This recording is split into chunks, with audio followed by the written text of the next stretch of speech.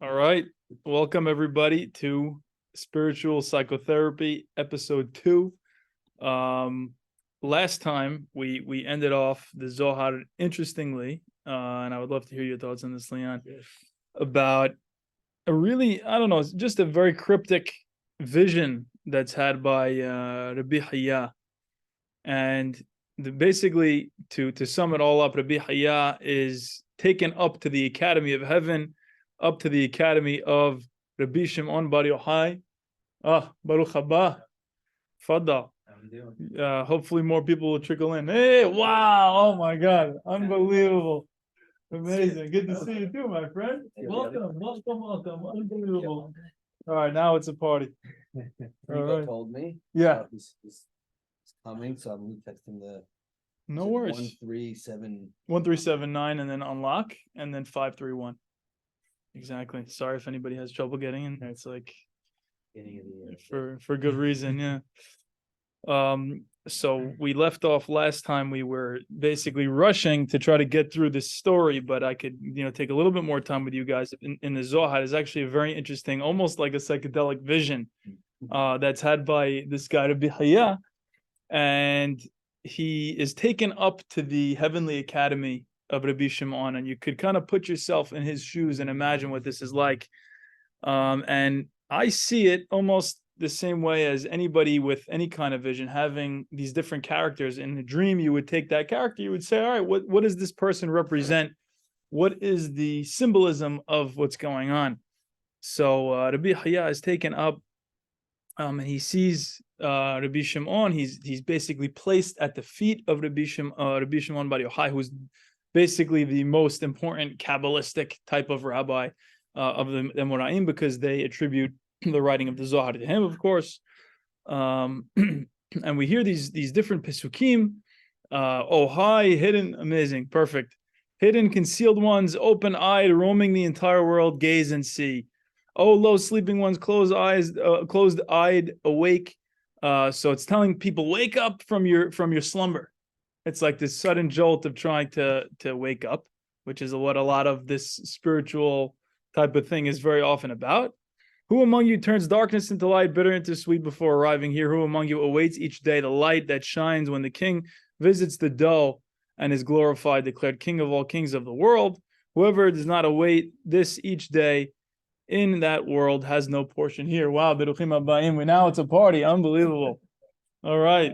Welcome. I was born a party. Yeah. So we started talking about this very interesting vision had by Rabbi Hiyya. And Rabbi Hiyya is taken up into the heavenly academy of Rabbi Shimon Bar Yochai. And so this is the Amoraic period. So I would say around the year 200-ish. Rabbi Hiyya would give you a more precise answer than that. So exactly, yeah. So that's about the time. But this is being written many, many years later. So this is being written maybe 1,200 years after. Exactly, the Zohar really like 1,000 years later. So Rabbi Shimon initially he said, let Rabbi Hiyya enter and see how HaKadosh Baruch Hu intends to rejuvenate the faces of the righteous in the time to come. So you could think about this as Judaism's way of talking about this Olam Haba is, it sounds like it's so out of touch. It sounds like it's so out of grasp for us. But those who are involved in the mystical experience will tell you this is not something that needs to happen after you die. This is something that can happen right now, in a vision right now. For all I know, Joe is having this experience right now. Yeah. Sure. The building gets closed. I know. They put some more lights. Oh, the lights in the hallway. Yeah, story we with that? should. Yeah. Turn lights on because Thank you. the building looks like it's closed. Yeah. Turn them on because I went downstairs. We were in Morris Ben's Street. Okay, yeah. They paid 15. I thought your guys were going to be downstairs. Oh. And you don't get to action like that. Yeah. The door. Definitely important to have light in the building that Then you can teach have a in. party. Yeah, exactly. Yeah, I think Rico said maybe. No worries. All right. So bottom line, this idea is something, and this experience is something that can be had in the here and now. Happy is one who enters here without shame. Happy is one who stands in that world as a sturdy pillar. in Olam Haba. So, wow, this is pretty cryptic and deep stuff about this realm that Rabbi Hiyya is being taken into. He enters, he hears these Pesukim about Hashem will not abandon this doe, this baby deer, little doe deer, Marissa Tomei from my cousin Vinny. Right. So meanwhile, he noticed many of the companions surrounding him, all those erect pillars, and he saw them behind being raised to the Academy of Heaven. Right. So different rabbis he sees been going up to the Academy of Heaven, some ascending, some descending. Above them all, he saw the master of wings. He sees the head of all the angels. The chief angel is approaching. When he arrived, he solemnly swore that he had heard from behind the curtain. Right. So this head angel, he's giving us secret divine information. What is the secret divine information? He heard from God himself, from behind the curtain, that the king, Hashem, remembers the doe who lies in the dust and visits her every day. And that, in the Kabbalistic terms, the doe is always representing the Shekhinah, according to this commentary, the Shekhinah being that element of God which is closest to humanity. At that moment, he kicks the 390 firmaments, which represents, the 300 represents really the top three of the Sefirot, and then 90 is somehow corresponding to the bottom 7. It's a whole calculation. We don't have to get into it, which all tremble and quake before him. I think it has to do with the gematria of Shamayim. Exactly. Gematria of Shamayim is 390. We're going to see a lot of 370 also is going to be like just a representative for all the Sefirot, which all tremble and quake before him. Okay, it continues from those tears of the Prince of the Ocean, from the Leviathan in the ocean emerges. By them he is sustained. It's just some interesting imagery, very epic. Meanwhile, he heard a voice proclaiming, make way, for King Mashiach is coming to the academy. So far, we have Rabbi Shimon Bar Yochai, we have the chief angel, and now we have the Mashiach himself is coming to this academy of Rabbi Shimon Bar Yochai, at which Rabbi Hiyya is now like a fly on the wall. He's just kneeling at the feet of Rabbi Shimon Bar Yochai, and now enters Mashiach, enters stage left. For all the righteous present, there are heads of academies, and those academies are designated there, and all members of each academy are sent from the academy here to the academy of heaven. And Mashiach visits all those academies, setting his seal on Torah, issuing from the mouths of the rabbis. So this is almost like a stamp of approval from God now that the Mashiach has entered. At that moment, the Mashiach arrived adorned by the heads of the academies with celestial crowns. At that moment, all the companions rose and Rabbi Shimon rose. Everybody's getting like for a big rabbi, you get up, the Mashiach walks in the room, you're going to stand up. His light radiating to the vault of heaven. He said to him, so now who's saying to who? This is the Mashiach is addressing Rabbi Shimon Bar Yochai. He says, Rabbi, happy are you, Rabbi, for your Torah ascends in the 370 lights, right? So your Torah is ascending into all the Sefirot. It's almost like a chandelier. The light enters into this glass and it's refracted in all different ways beautifully. Your Torah enters all these, right, 300 and the 70, each and every light refracting into 613 senses, right? So it's like fractals. Every single one of the 370 itself has 613, representing what? Tariag mitzvot, the 613 mitzvot. Because like the Mishnah says, we read it at the end of a class, we say, Rabbi Hananiah ben Akasha Amer, Nasa Kadosh Baruch Hu lezakot et Yisrael, lefichach et ba lahem Torah mitzvot, shene'emar Adonai hafez le'ma'aseh gdei Torah v'yadid, which means Hashem wanted to give us a gateway to Him with each and every mitzvah. Each mitzvah on its own would have been enough. Dayenu. I only needed netilat yadayim, it's very Zen, right? In order to get to God, all I needed really was netilat yadayim. But Hashem loves us so much, He says, let me give you 613 different doorways. What does senses mean? Oh, good question. Into 613 senses. Yeah, it doesn't, it's translated from Aramaic, so it's hard to tell. That's a great question. But maybe, if you have any thoughts on that, I would love to hear.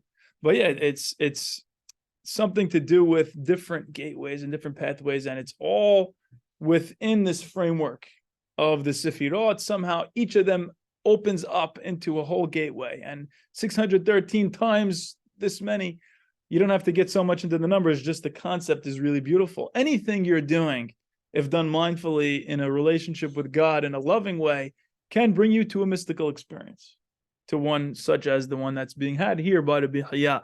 Didn't you mention though that you said it's taking place in Olam Haba? So it's in his vision in the academy of Rabbi Shimon Bar Yochai, and that's a good question. We're gonna see right now that exact question is gonna come up. Good question.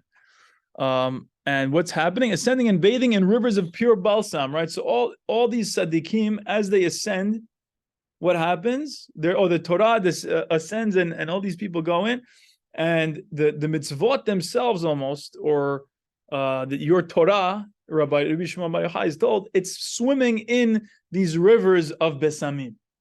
And it comes from Midrash talking about that the tzaddikim in Olam Haba are going to be able to swim in rivers of besamim.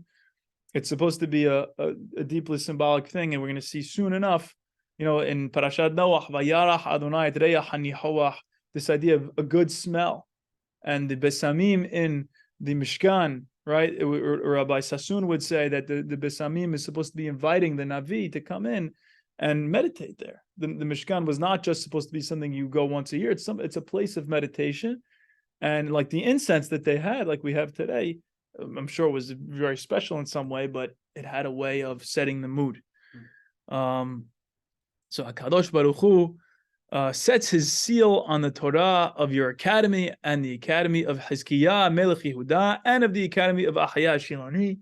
Very interesting characters that is being compared to, because Hizkiyahu was one of these very, very righteous kings, and Ahaya Shiloni is almost a man of legend. He was the one who told Yeravam ben Nevat that we're taking away the kingdom from the south and giving it to you in the north. But bottom line is, he was also known as a master of secrets of Torah, as you should know. And he's also the teacher of Eliyahu Hanavi. So Ahaya Shiloni was told by the Mashiach that he's getting the stamp of approval. And so was Hizkiyahu, who was an extremely righteous, and so too you, Rabbi Shimon Bar Yochai. So it's this very epic spiritual experience that Rabbi Hiyya is, lucky enough and fortunate enough to experience as part of his small revelation. And what happens? I have not come to set my seal on what issues from your academy. Rather, the master of wings has entered here, for I know he enters no academy but yours. So he's saying, I don't even need to give you my stamp of approval, because I see already the chief angel is here. And now something really beautiful happens.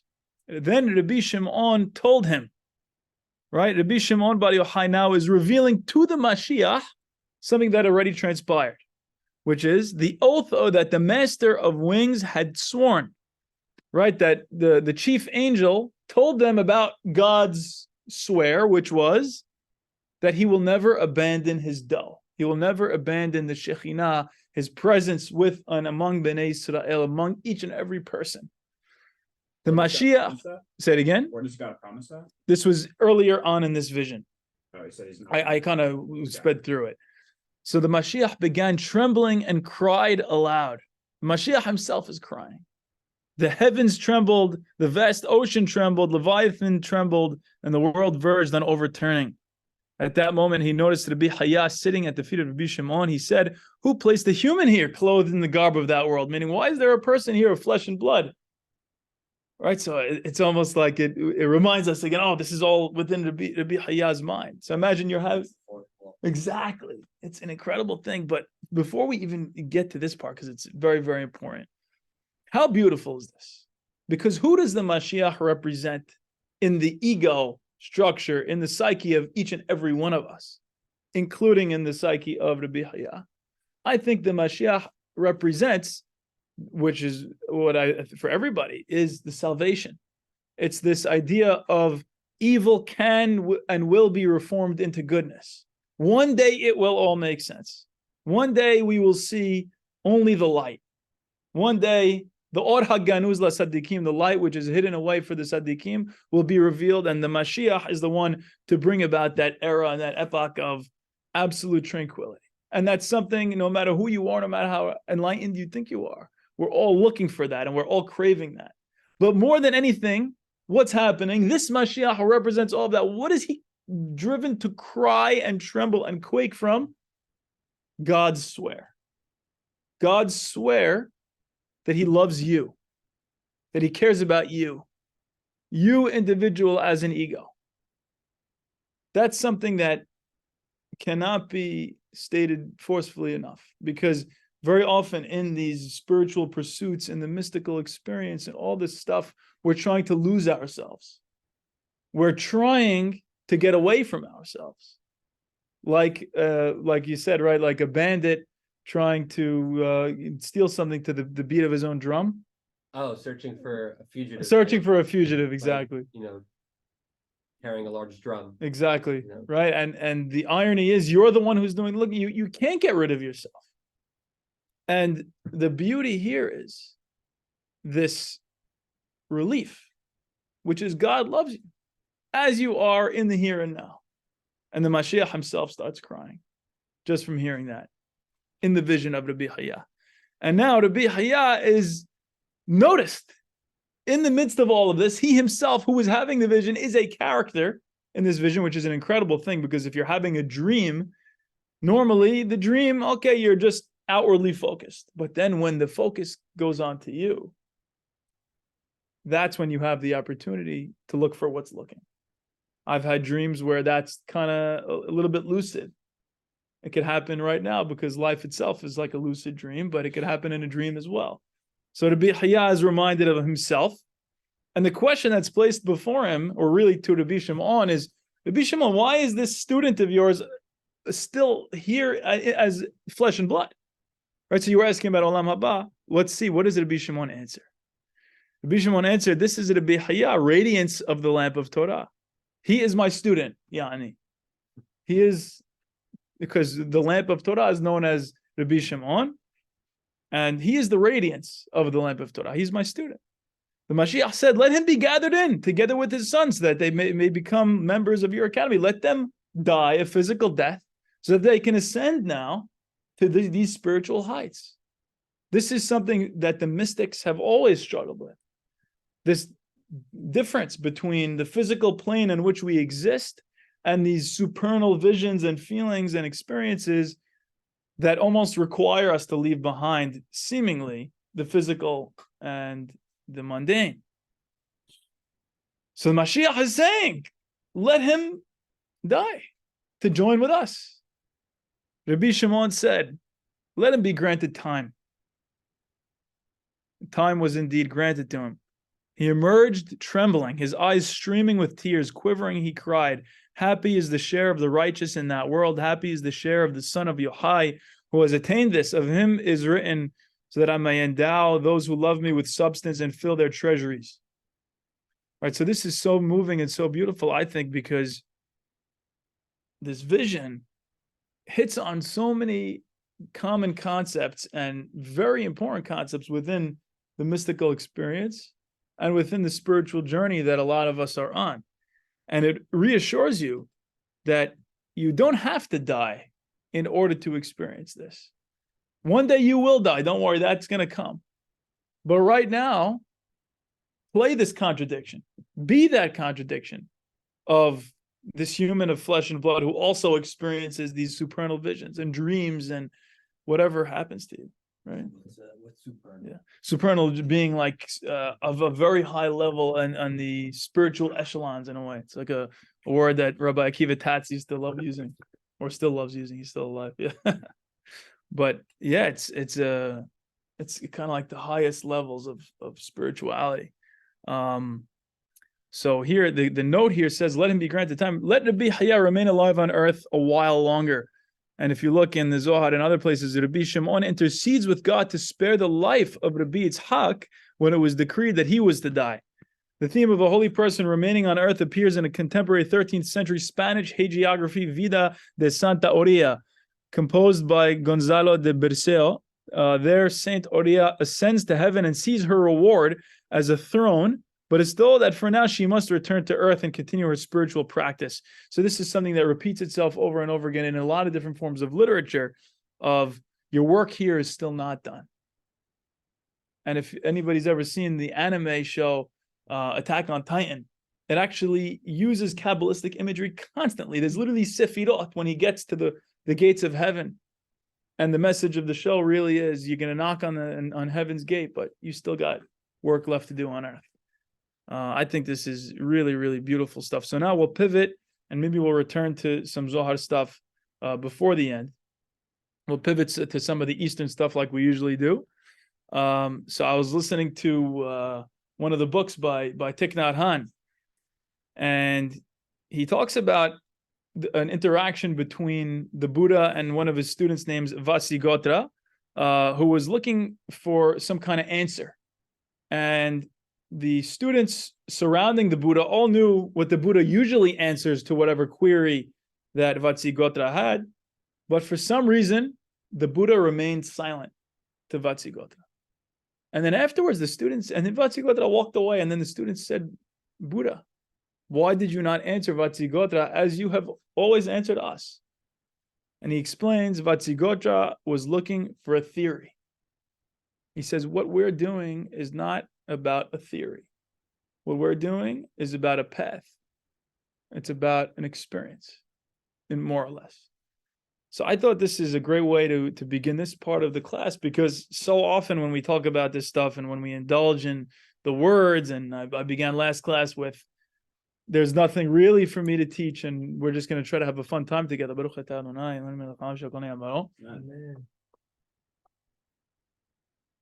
But the beauty here is that we can try to remind ourselves of this, that this class and this experience and these words are not meant to just accrue knowledge in your brain. That's valuable too, if it's going to lead you to an experience. But ultimately, that's what it's about. It's not just about accumulation of knowledge. It's really about the experience of being with God. And like I always say, I love the idea of spiritual psychotherapy, spiritual ophthalmology, that the whole point of this is to see more clearly. As they say, the diamond that cuts through illusion, right? The prajna paramita, that is supposed to be something that is cutting directly now through this dream, through this illusion. And coming off of this whole discussion of Rabbi Hiyya, I think is really incredible, because we can relate to that. We know what it's like to have a dream that's symbolic. With the Laila Tov, thank you for coming. We know what that's like. And when we experience that, we come back to ourselves and say, oh, okay, how do I put this all into perspective? Well, you can do whatever digging you want to do. Don't get too far into it. You don't have to, psychologize and therapize yourself constantly. A lot of this work is really about letting go. And we spoke last week about Ram Dass's guru noticing Ram Dass being so angry. And he goes up to Ram Dass. He says, Ram Dass, you're angry? He says, yeah, I'm angry. He says, okay, let it go. He goes, what do you mean by that? He's like, no, just let it go. For him, it was that simple. And I mentioned in the beginning as well, for me personally, and I'm sure for a lot of you, a lot of what's at the heart and soul of this is a chronic feeling of unworthiness, or a chronic feeling of something's not quite right in any given moment. And the point of this path is to let go of that. You're feeling unworthy, let it go. Notice it, love it, like you would any other thought or any other feeling. Let go of anger, let go of sadness. Just let go. Another great quote by the Buddha, for 45 years I have not uttered a single word, he said.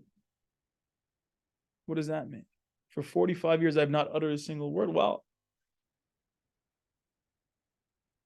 the point of it is not about the words. I mean, I think this is attributed to the Buddha. Who knows if but basically, yes, it's supposed to be kind of understood. It's almost like a koan. Exactly. Fake news. But say it again. Yeah, exactly. 45 years and not doing that to try. No, I'm the only one that stays silent. Exactly. And if you thought you were hearing words, no, you weren't hearing words. You're just hearing sounds. Right? You're just hearing different. You thought I was speaking words, but they were just sounds, maybe. I wrote here just different thoughts that I had. Craving and aversion as illusions because they are future oriented. So we talk about this moment being all that really is. What is craving? What is aversion? Craving is something that, and we spoke about this when we were at the fish show in Washington State. I had a whole long conversation with you that day. and the beautiful rolling hills. I still remember the way it looked at the gorge. And, this idea of craving and aversion being something that occurs in this moment. But they're always future oriented. I'm craving something in the future. I have aversion towards something that I think can happen in the future. But really, if all there is what is right now, then what are we really talking about? We're just talking about an immediate feeling. I interpret it as craving something or aversion, but it's just a sensation right now. So don't give it too much power, right? Don't get lost in it. The word nirvana we always talk about means the breath out. Literally, that's what the word nirvana means. What's a similar word in English? Despair.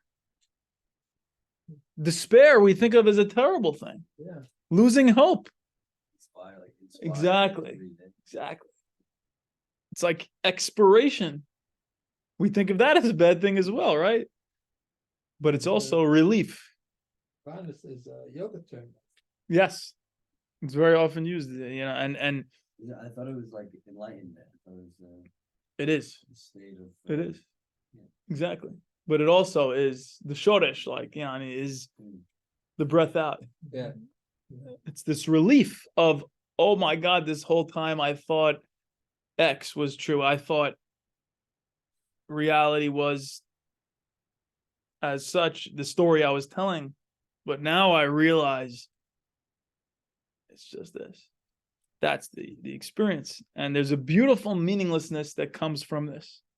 People are also have this aversion towards meaninglessness.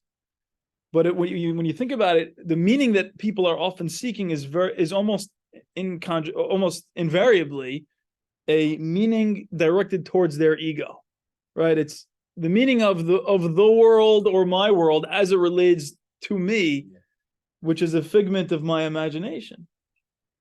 So the relief of that suffering is the meaninglessness, when it doesn't need to have an external meaning. But at the same time, you can't say, oh, it's all absolutely meaningless, because that's a concept as well. It's not meaningful or meaningless. It just kind of is. And it's the same thing as saying, oh, there is a God, there is no God. Well, it's ineffable anyway. You could talk about it in this term, and you could talk about it in that term. But at the end of the day, just come back to the experience.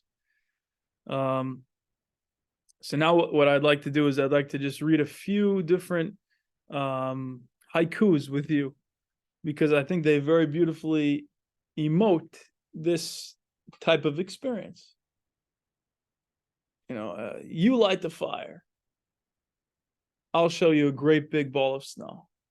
Wow. Like something like that. It's almost like seeing the world through the eyes of a child, where you look at something and it's immediately just there.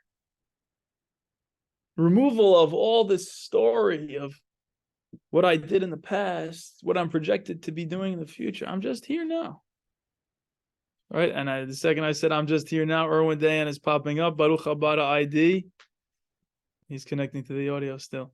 So let's read a couple of more of these. Baruch haba ID. Perfect timing.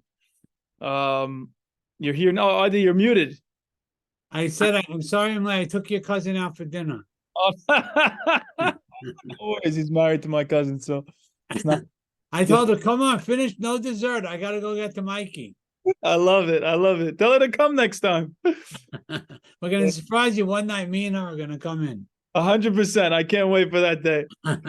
Amazing. So yeah, we're doing some haikus. So let's look at this one. How admirable he who thinks not life is fleeting when he sees the lightning. Right? Very often, we're going to philosophize. The lightning, it was there and then it went away so quickly. How admirable he who thinks not life is fleeting when he sees the lightning. How amazing it would be if we just saw the lightning. It's a brain teaser. Right? Say it again. How admirable he who thinks not life is fleeting when he sees the lightning. So when lightning, it makes you think that life is fleeting? So this is saying it's admirable. it could do all of those things. But the most admirable thing this is saying is not to think that. It's not to think anything. It's just to see the lightning. Say it again. How admirable he who thinks not life is fleeting when he sees the lightning. What if you could just see the lightning? Some people will be Not to frightened. create a mental narrative around that. Exactly. That's exactly right. Meyer's been the person that's taught me that better than anybody in the history of my life. Where do you get these haiku from? This is all from Alan Watts's book, The Way of Zen. I should bring it in. It's a great book. It's highly recommended. It's still a beautiful thing. So it's It's still yeah. haiku. H-A-I-K-U. H-A. Yeah, no, it really does. It'd be so philosophical in Japanese. It's It's like 5 times higher. it's amazing. It's So incredible. Very refined. Exactly. It's very well put together. That's He exactly writes right. haikus. Really? I've seen the guy. No. Great Are you serious? Yeah. Oh my God. I gotta see those. Beautiful art. All right, Victor, if you're listening to this on the recording, we want to see your haikus. Yeah. You there? No, he listens usually on Spotify Hmm. afterwards. Okay, here's another fun one. The long night, the sound of the water says what I think. It's another way of putting it. Right? Just the sound of the gushing water says what I think. Because it takes the place of my thoughts. Just the sound takes so when Joe and I just went to the banyas. I wish I knew I would have invited you all. But I have this experience very often. The moment I'm coming out of a very hot sauna and you're dying and you're foggy, and that's just the nature of the sauna. And then the moment you hit the cold, your thoughts are almost gone for that exact split second. And you just hear the sound of the water. And that's the experience we're talking about here. This is, I think, what saves people from psychosis. I see psychosis all the time. And I see it as very much the ego clinging to a worldview of itself at which it is the center. Either in a persecutory way of, I am at the center of this tremendous conspiracy in which I'm being targeted by the FBI, the CIA, and the Mossad at the same time, or in a very grandiose way where really I am God, or I'm the Messiah, or I am well known to the best celebrities in the world. These are all the ego's attempts to continue constructing a narrative because it's afraid, because it doesn't know how to just let that go. You ever see a patient? Say it again? You ever see a patient who claimed they were God? Yeah, my first patient ever in my second year of medical school. He told me he's above God. He's above God. He told me he met God. He met Satan. He told me that Satan and God got together to give him this mission of being who he is, because he as he put it, someone's got to do it. Kind of like that. Yeah. That was scary. Exactly. Yeah. It's amazing. I know this guy he hallucinated during the interview. The first interaction with this guy was really incredible. It was me and Dr. A-Rod. I called him Dr. A. Dr. I don't want to say his name on the podcast, but yeah, it was not actually Alex Rodriguez. Similar sounding name, you could probably imagine. And he tells me, "Oh, do I have a good patient for you?" This is my first interaction with any psych patient in medical school. And I said, okay, great. And I read a little bit about him, quite a crazy, story. He was an English professor. Wow. And before he, kind of decompensated. And I don't even know who it was yet by face. And I'm walking in the hallway and some guy goes up to me and he says, "You're hiding your powers." And I said, who me? I'm hiding my powers? He goes, "Yeah, I know who you are." I go, "Who am I?" He says, "You're Michael. You're Michael the Archangel." And I look down, I'm like, please God, let there be a name tag. And there was one. I'm like, all right, he's not a prophet at least. Thank God. So, and then what did I say? I said, "Yes, I am." I don't know why I did that. Now they teach you you're not supposed Archangel to. is what? Into just that. It's like Archangel it's like a is bad. Christian. Isn't that like an evil? It's angel? not an evil. That's like the fallen angels, but it's a Christian thing of like, a lower level, and a third level. yeah, okay, something okay. like that. Exactly, like Okay. Gabriel, Michael. Come down a lot to earth. Yeah. Exactly, they're very involved. And I've gotten this a lot because I wear this kippah, and people very often think that I'm some kind of divine being. And it's a very interesting thing when somebody does that to you because it makes you very aware, very self-conscious. Like, I don't want to ruin this. Maybe I am, You feel that's Yeah. connected to his ego though, because that he's like kind of portraying that onto you. I think Mhm. before you said psychosis is mostly like about the self. Oh, for sure. But he's worthy enough of meeting Michael. I see. Isn't that? And Michael's coming to him in the psych ward. Wow. Michael the Archangel. It's a pretty incredible thing. So he says that, and then I say, "Who are you?" And he says, "I am that I am." He's quoting Shemot Perek Avdal. So I had a whole conversation with him about, because I had just learned it with Ronnie Bennett. Yeah, exactly. He said he's God, basically. I am that I am. And I'm having this whole we get to the room, and it says the word love on the wall. And he says, what does that say? What does that spell? And I said, oh, it says love. He goes, what does it say backwards? Evil. I said, oh. And then he says, all right, what if you jumble the letters? I'm like, I don't know what you're talking about. He's like, it says evolve. Okay. And he was like making midrashim. He's an English professor. And we had a whole conversation, and he started hallucinating that he saw, and he says, he stops talking in the middle of the interview. And it's me, Dr. Arod, and him. And he says, we say, everything okay? He goes, shh. For like 90 seconds, we're quiet. Just total silence. And he says, okay, they're gone. Who's gone? He said, okay, Freddy Krueger and Mike Myers, we're here, and they want to kill you. And he points directly at Dr. Arod. Well, if he pointed at me, I was getting the heck out of there. He pointed at Dr. Arod, and eventually, and then I wanted to see him the next week. The doctor said you can't see him because he's been punching people unprovoked. And it's to me, there's a lot of symbolism to a lot of the things he's saying. And who am I to say what he's saying is not true in an absolute sense? I can't say it's not true that he met God and Satan and he has all the planets in his hands. He said all these different things. But at the end of the day, it's a shame to have to say it. It's a shame to have to put it all into words. And I think that's what this haiku is saying. The long night, the sound of the water says what I think. There is a tremendous relief of all that stuff in just being able to be the sound of the water. Also a little, like, obviously you're hearing the sound, but besides that, it's like a sensory deprivation. Like nighttime, you don't see anything, you don't smell, you just focus on one thing, or not focus, unfocus. Yeah. Ever do a sensory I've done one. There's a great place in Brooklyn. I did it for like, it's pretty good deal. But yeah, it's an incredible experience. How long are you on there? It's like one hour only, Yeah. but you could do longer if Sounds you like a want. while. It's a while. It wasn't that long. It kind of flew by. It does fly by. Literally, like you're thinking for a little, and then like you don't fall asleep, but you kind of wake. Yeah. Wake up right there. What is it? It's you go in like a saline thing like the Dead Sea, and you float in it, and it's around body temperature. Yeah, it's like that much water. Yeah. It's like a tube. And you go in, you lie down, Yeah. you just float, and they close it, and there's no No sound, nothing. No sound. Dark, it's dark. Absolutely Darkness, nothing. absolute darkness. Smell like anything? No. No. Yeah. And if you want, you could play sounds, but that You kind of do defeats the nothing for purpose. 1 Yeah. hour. Exactly. Yeah. Yeah, no, it's a pretty incredible experience. I got to do it again.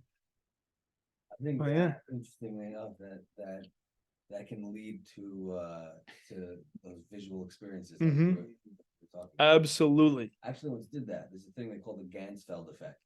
It's like the medical What is that? side of this. So I read online, if you take a ping pong ball, cut it in half, and put one on each eyelid, and you listen to white noise, Wow. then you could start hallucinating. Oh my So it's goodness. called the Gansfeld effect, and it's I tried that out It's first. 10 minutes. It said No. 10 minutes, and in 10 minutes, I saw like a pterodactyl figure move across my.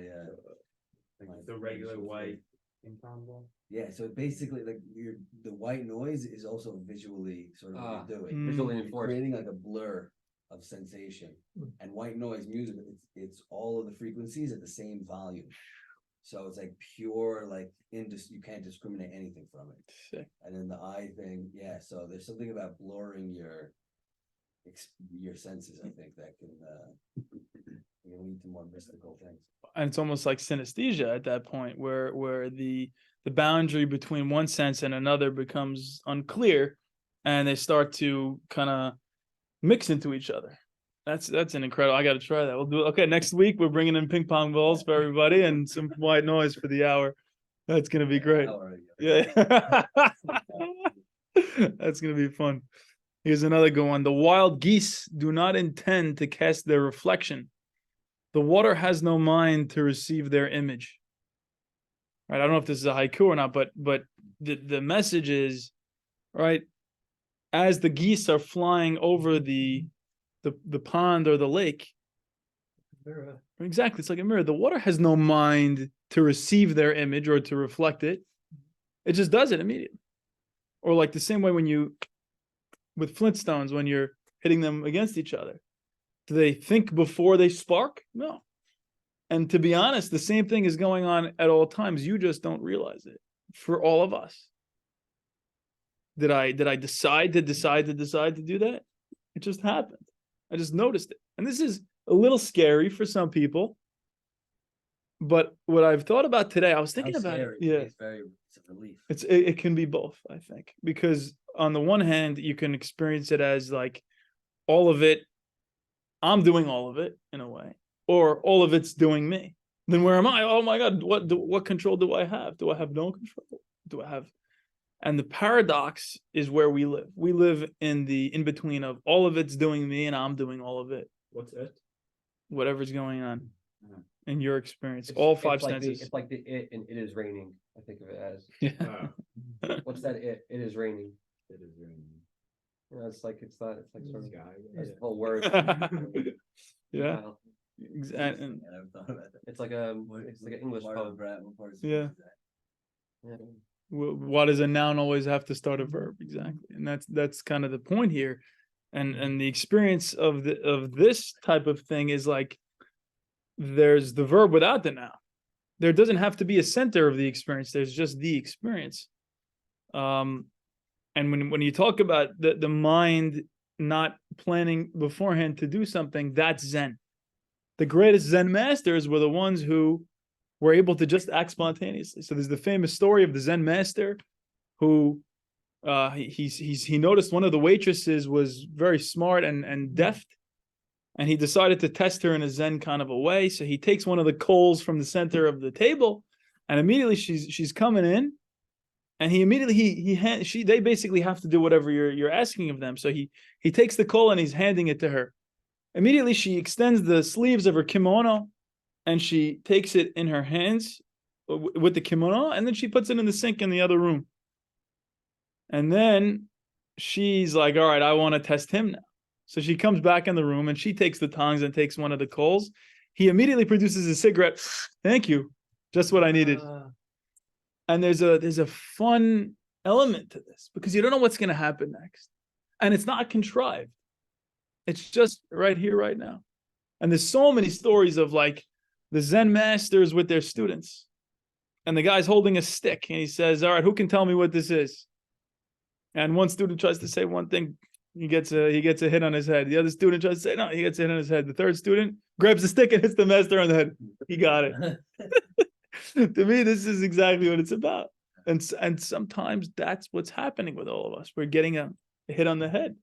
And if life is your guru, if the storyline of your life is your guru, that's the way you can treat it. No one's stopping you, right? So I think this stuff is just a lot of fun. Awakening is not to know what this reality is, right? So what does that mean? As butterflies come to the newly planted flowers, Bodhidharma says, I know not. All right, so it's about not knowing. It's about, the people who think that they know actually don't know, and the people who know that they don't know, they're the ones who know. Exactly. Mikey, Mike. Yes. Mike, how come it's interesting? for this whole model to try and clear your mind. Mhm. It sounds like they talk in such a twisted manner. Exactly.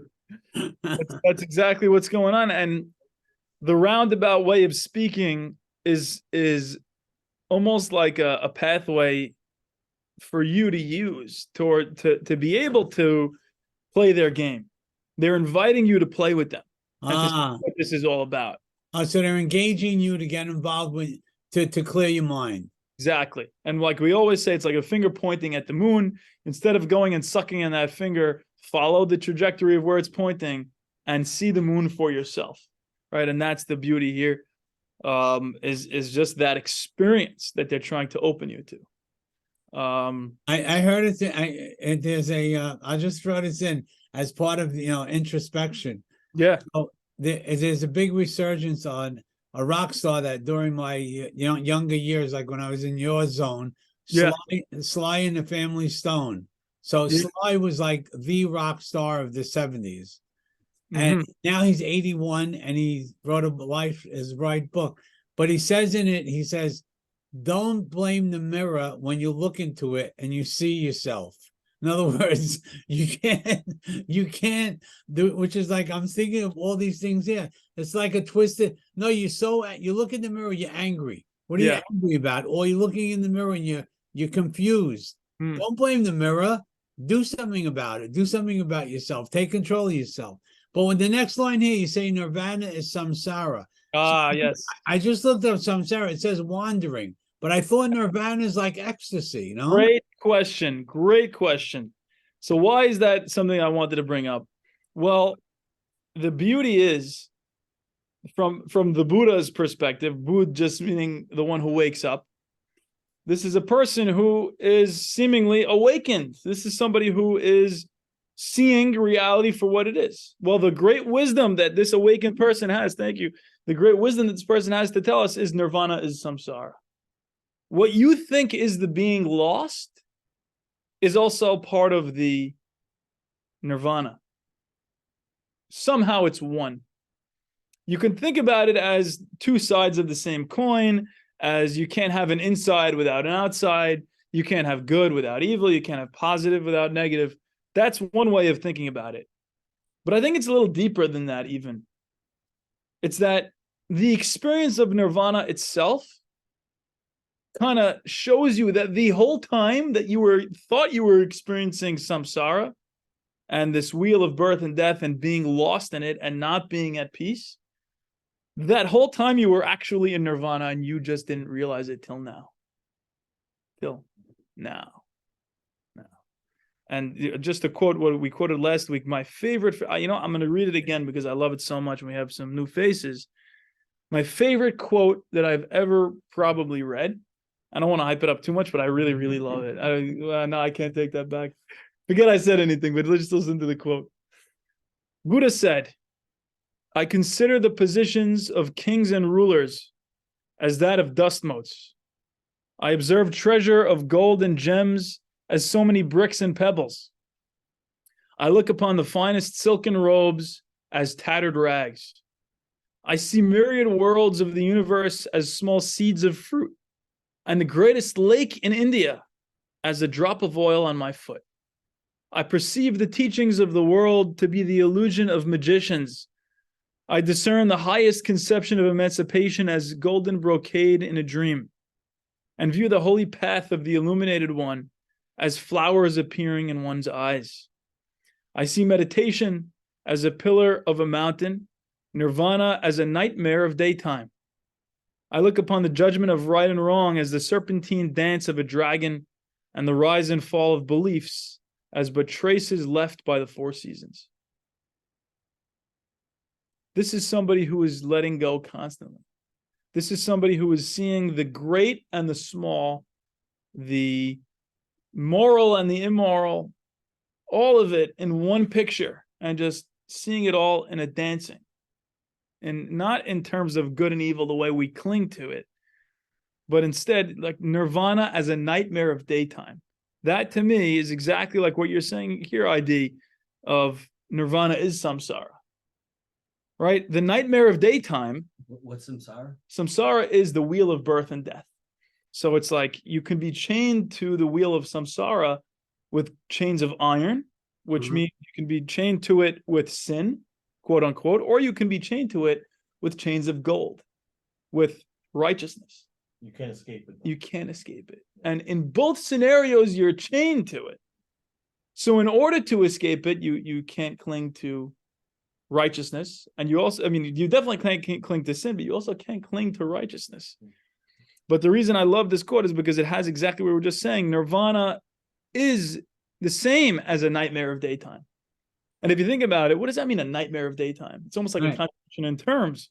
It's an oxymoron. Yeah, but again, that's a twisted thing. Nightmare. Exactly. Nightmare is at night. So what do you to the daytime? Exactly. So here they're inviting you to be confused, what they call a great doubt. Can I Yeah, sure. So there's a poem that I wrote that's expressly trying to, play on all these contradictions. It's called Title Untitled. Amazing. But Mikey, every reference to Nirvana is like almost like it's like a negative or depressing thought. I thought Nirvana is like a peak experience. There you go. So it's trying to disabuse you of that thought, and it's not trying to be something that's totally good, and it's also not trying to be something that's totally evil. But it just is. It's the absolute experience of what is right now. Right. Doesn't try to sell you as much on it. you know? Exactly. It's not like a acid trip. Exactly. You're just gonna be 100%. But I just want to say that really quick. So something that I wrote when I was in a very depressed state, and I think that's when those contradictions and like writing this poem helped take those contradictions and realize that you can exist with the contradiction. Yeah. So it goes. My mind runs elsewhere, yet nowhere at all.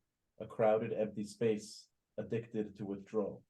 The numbness of sensation overflows my empty heart. It holds itself together as it tears itself apart. The fall is rising, the silence is deafening, certainty is doubting, answers are questioning, distance is beckoning. The self is now a stranger whose safety is in danger, love is trapped behind black walls, the heart gives off some distant calls, but its sound is just a whisper. Swallowed by its noisy veins, the mind has closed its doors, no more room inside its brain. All is cramped so tightly that nothing can escape except the silent scream inside me that swears I found insane. Wow. Very, very, very powerful. I love that. All the contradictions, Yeah, no, the thing with contradictions is we are all that contradiction. Yeah. And like before you got here, we kept talking about that we live in this space of contradiction. We live in this space of, am I spirit or am I physical? Am I mind or am I matter? Am I good or am I evil? Am I just the dance of these different molecules? Or am I the storyline of being the son of these parents and the brother of these people? And it's all of them. But at the same time, there's a tremendous relief in just being the sound of the water. Just letting it all go. Right? And to me, that is the psychotherapy bit of this, which is that to save us from losing our minds, like you ended with, right?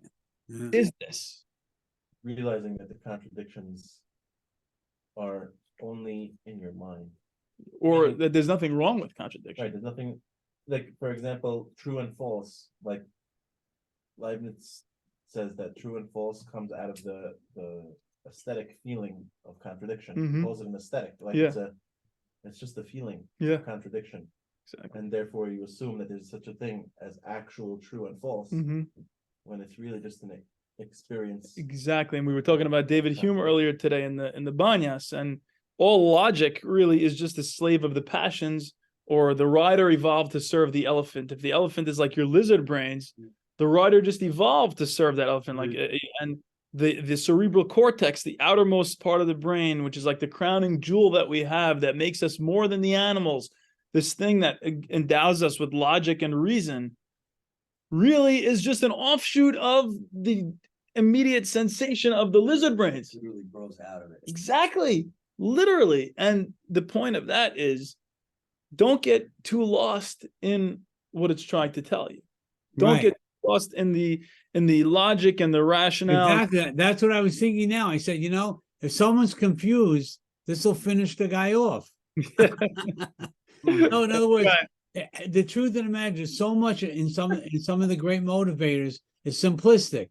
Like Wayne my guy, Dr. Yeah. Wayne Dyer, right? Dyer's has a one sentence line. He goes, there is no way to happiness. Happiness is the way. Period. Exactly. I love it. I love it. And you know what, Thich Nhat, we spoke about this last year, and the reason I loved what you said so much is because it was exactly like what we were saying from Thich Nhat Hanh, where he was saying, there is no way to peace. Peace is the way. Well, I've always said, perfect. And the whole point of it is the idea of being peace. When you really have a mystical experience and you go through all the ups and downs and you allow your ego the opportunity to inflate itself as much as it wants, deflate itself as much as it wants, do all this whole rigmarole. Right.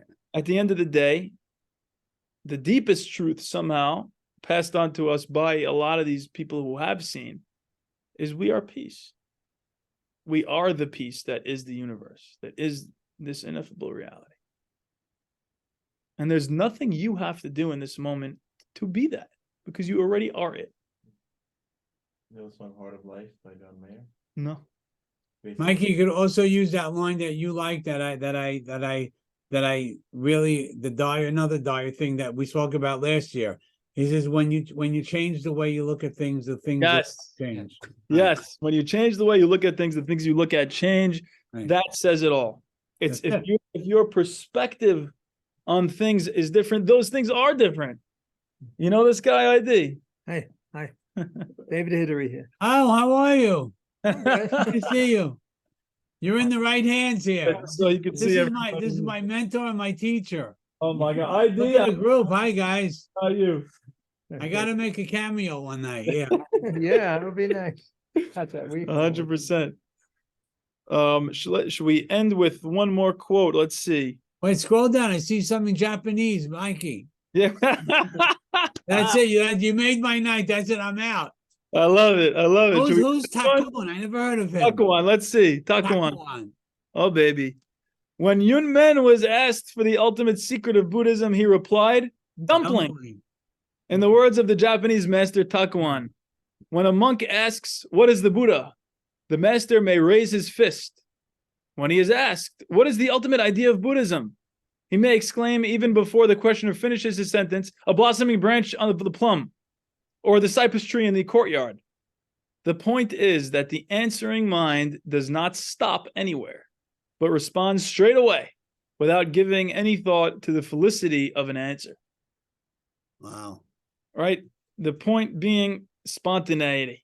Point being immediately. Right? So if he's asked this very big philosophical question, right. What's the meaning of dumpling? To me, I love that. I think the meaning of it is Hema. Yeah. It could be whatever you're experiencing at this moment, you know. Mama. But Mike, how do you wrap this into Zohar? I see Zohar's on the bottom. Oh, yes. So what did I hear? Let's see. Zohar. Oh, connection with the Zohar. During the period before the world was manifested, there were no names. The moment the Buddha arrives in the world, there are names. And so we clutch hold of forms. In the great Tao, there's absolutely nothing secular or sacred. If there are names, everything is classified in limits and bounds. Therefore, the old man west of the river, Matsu, said, it is not mind, it is not Buddha, it is not a thing. Wow. The point of this being that when we name things, they become things. But before Adam was there to call things these different things, they weren't those things. And that's why when we talk about Bereshit, all this whole time in the Zohar, we've been discussing Bereshit, creation from different perspectives. We realize we are the ones creating the world in any given moment, just by our experiencing of the world. So you ask yourself, is your brain in the world or is the world in your brain? Again, it's a contradiction, but it's both. It might sound self-centered of me to say that, but I would have no idea of the world unless my brain was in this world. Well, that's connected to there's a linguistic difference in Hebrew versus English. There's two different theories of time. in Hebrew, the word etmol and machar. Yeah, Etmol is what? Which one is it? etmol is yesterday. So yesterday has mul, which means Facing, yeah. Facing. Ah. and machar has achare, which means behind. Wow. So Hmm. the past is in front of you, and the future is behind you because you don't know what's going to happen. It could sneak up on you. So it's about it talks about time in relation to when you say Mhm. 20 years presented to your face, or something like that. But in English, it's based on the history of the Western tradition of science. So we perceive our conceptual framework of time Mhm. is based on the theory of a point moving on a line. Yes. So we say that the future is in front of us and the past is behind us. And a more panoramic view of time is it's just every You have moment access is to the past. yeah. You can see the past, but you can't see. Yeah. That's really, and you're in the present. And somehow every That's moment is amazing. connected to this one in a web form, almost like one giant picture. Yeah. But I know we're a little bit over time now. Maybe we'll end with one last idea from the Zohar. We could read one thing just to get your palate a little wet. So Bereshit, in the beginning, Rabbi Shimon opened, I have put my words in your mouth, from Yeshayahu. How vital it is for a human being to engage in Torah day and night. For HaKadosh Baruch Hu listens to the voice of those who occupy themselves with Torah, and every word innovated in Torah by one engaged in Torah fashions one heaven. So beautifully, it's showing you the mystical element of it is because our words and our learning and our experience is so powerful. When we invite God into our lives, when we invite Torah into our lives, it's in a mystical sense, in a spiritual, experiential sense, every word of Torah that you're learning is fashioning a heaven because it's a relationship between you and God. It's a realm in which you can enter as God's guest and be in a loving relationship with God. We'll continue this next week, but I want you to hopefully have a week full of this, a week full of inviting God into the small moments, into just the experience in the here and now, in which you can be like Rabbi Hiyya and be overwhelmed at how much God loves you as an individual, and how much God values you as an individual, and how much you value all of God's creations. Baruch Adonai Le'olam. Amen.